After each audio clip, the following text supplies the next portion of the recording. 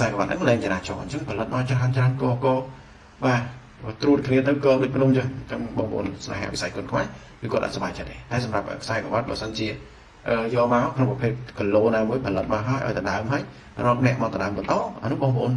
nẹt sai hẹp quần khoái còn control của tay sắp bài chặt nhưng tụi mày đi và sai của đặt quần khoái một cái cần lô 24 được số năng tha và bên ca vừa chung cho rúm vì mà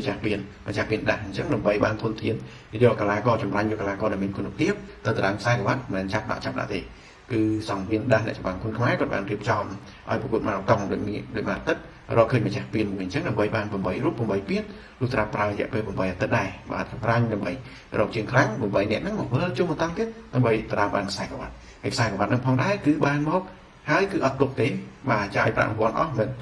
tục tăng còn là nụ sao gì thế cứ miền cao vừa chùm ta đàm chi và to và một bốn ta đàm chi và to bay khai một đồng là p đai mà chắc sao bay luôn mà chắc sai của bạn mà chắc chừng ấy đấy này còn cà phê bàn chứng minh cái là cà phê là càng giống như thế bạn một con lơ sai của bạn đấy là một con là thì họ bao gồm và để chạy cao muốn bên bồn sai hai sai chỉ là con khai dưới nó cứ con tràn đại biểu con tên này cả bậc hạt sai của bạn mà thay tràn và cả ta đá sai của bạn thay mui là con mui tuần mui và còn miền Caricon và đây cái chỉ chúng tôi buổi đại dương cô đểวิจารณ์ផងដែរបាទក្នុងការផលិតខ្សែក្បាត់បាទអញ្ចឹងអ្វីដែលគាត់រិះគន់នេះពេលខ្លះគាត់សិតតែជាចំណុចមួយដែលល្អផងដែរថាគាត់សិតជាអ្នកតាមដានសិតតែអ្នកឈឺចាលនិយាយចាំទៅបាទឆ្លាញ់ដល់គុណខ្មែរគុណដូនតាយើងអញ្ចឹងខ្សែក្បាត់ពេលខ្លះយើងគ្រាន់តែបាទផលិតមកហើយឲ្យកន្លែងខុសវាយដណ្ដើមយើងអត់មានចរាចរណ៍អាចនិយាយថាវាអត់មានគុណតម្លៃនៃខ្សែក្បាត់ហ្នឹងដែរតម្លៃខ្សែក្បាត់មានតែពេលយើងប្រកួតចាប់ទទួលបានប្រាក់ប្រមាណនៃខ្សែក្បាត់ហ្នឹងបាទឧបត្ថម្ភបាទ3000 2000 5000 $10000ជាងឬក៏50លានអីចឹងទៅ50លានរៀលអីចឹងទៅបាទនេះគឺជាតម្លៃខ្សែក្បាត់ក្រោយមកក៏យកខ្សែក្បាត់ទុកតាំងនៅក្លឹបឬក៏ទុកទីតាណាមួយដើម្បីបញ្ជាក់នៃការខិតខំប្រឹងប្រែងរបស់គាត់បាទវាជាអនុស្សាវរីយ៍មួយរបស់គាត់ដូចជាវត្ថុអនុស្សាវរីយ៍មួយចឹងតែខ្សែក្បាត់ហ្នឹងលែងចរាចរណ៍អញ្ចឹងផលិតមកច្រើនក៏បាទ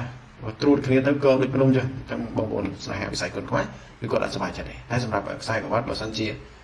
យកមកក្នុងប្រភេទគីឡូណាមួយផលិតមកហើយឲ្យដណ្ដើមហើយរកអ្នកមកដណ្ដើមបន្តអានោះបងប្អូនអ្នកស្នេហាគុនខ្វាយគាត់គ្រប់ត្រកតែសប្បាយចិត្តអញ្ចឹងថ្មីនេះបាទខ្សែក្បាត់ដាក់គុនខ្វាយប្រភេទគីឡូ54ឬសូត្រដំណឹងថាបាទមានការធ្វើជុំចូលរួមពីម្ចាស់ពៀនដាក់អញ្ចឹងដើម្បីបានធនធានយកកីឡាករចម្រាញ់យកកីឡាករដែលមានគុណភាពទៅតារាងខ្សែក្បាត់មិនចាប់ដាក់ទេ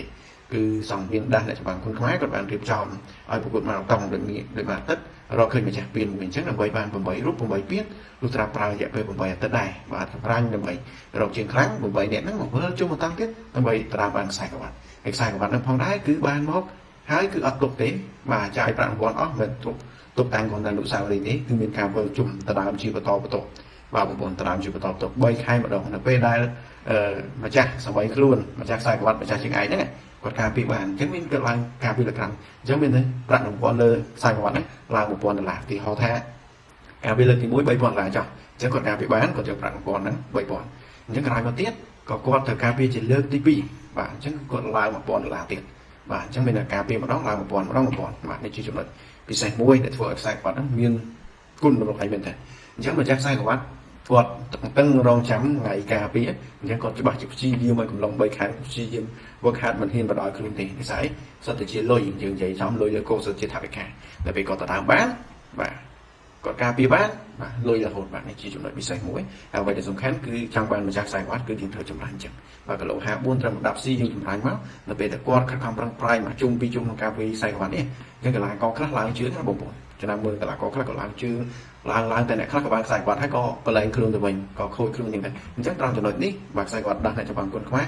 បាទគឺគាត់អត់ធ្វើអញ្ចឹងទេគឺគាត់នៅតែឲ្យមានចរាចរណ៍ក្នុងការដណ្ដើមអញ្ចឹងកីឡាករអត់ប្របាក់ក្នុងការភ្លេចខ្លួនឲ្យស្អីដណ្ដើមលុយប្រាក់រង្វាន់ផ្សេងតម្លៃខ្លួនផ្សេងអានេះជាចំណុចមួយដែលខ្ញុំចង់និយាយអញ្ចឹងអាចនឹងឆាប់ហើយសំខាន់ដូចខ្ញុំបានលើកឡើងមកអញ្ចឹងចង់បានកីឡាដែលមានគុណភាពត្រូវចម្រាញ់បាទពីអ្នកលេងពៀនរហូតយកអ្នកពៀន8រូបហ្នឹងមកដណ្ដើមខ្សែក្បាត់ហើយខ្សែក្បាត់ដែលកាន់តែមានតម្លៃទៀតចុចឈ្មោះអ្នកណាមកផ្សេងទៀតបាទលេង format tournament ទៀតដើម្បី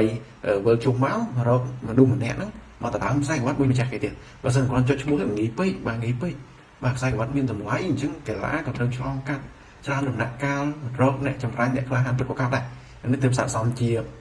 អ្នកក្លាហានស័ក្តិសមជាម្ចាស់ជើងឯងណាបាទដូចរឿងចិនបុរាណគេថាដាវល្អស័ក្តិសមជាមួយអ្នកក្លាហានអញ្ចឹងខ្សែក្បាត់ដែលមានតម្លៃមានគុណតម្លៃខ្សែក្បាត់ល្អក៏ត្រូវការជាមួយកីឡាករដែលមានសមត្ថភាពហើយត្រូវការ បាទប្រឡងប្រជែងច្រើនដំណាក់កាលផងដែរបាទអញ្ចឹងបងប្អូនបាទ54នេះសិតអ្នកម្ចាស់ពីអញ្ចឹងពេញលេងមានការប្រកួតសមត្ថភាព50 70 50អីអញ្ចឹងលើគ្នាទាំង10អីគឺថាពេញលេងតែបងប្អូនស្វិតស្វាញប្រកួតអត់លទ្ធភាពបាទអញ្ចឹងធ្វើឲ្យកន្លែងយើងកាន់ដែររីកចម្រើនបាទអរគុណបងប្អូនជំនាញទៅព័ត៌មានប៉ុណ្ណឹងចែកជូនជាចំណាប់អារម្មណ៍ទៅកាន់តែបងប្អូនតែនិយមនិយាយតែខ្សែគាត់ផលិតមកអត់បានការអីអញ្ចឹងច្រើនពេកវាឡើងទៅដល់ចំណុចមួយដែល maximum វាលែងមានតម្លៃហ្នឹងខ្ញុំមានតែប៉ុណ្្នឹងទេមានចំណុចខ្វះខាតលើត្រង់ណាក៏សំខាន់តែពេលទៅពីសម្រាប់បងប្អូនដែលនិយមគុណខ្មែរដែរសូមអរគុណសូមជម្រាបលា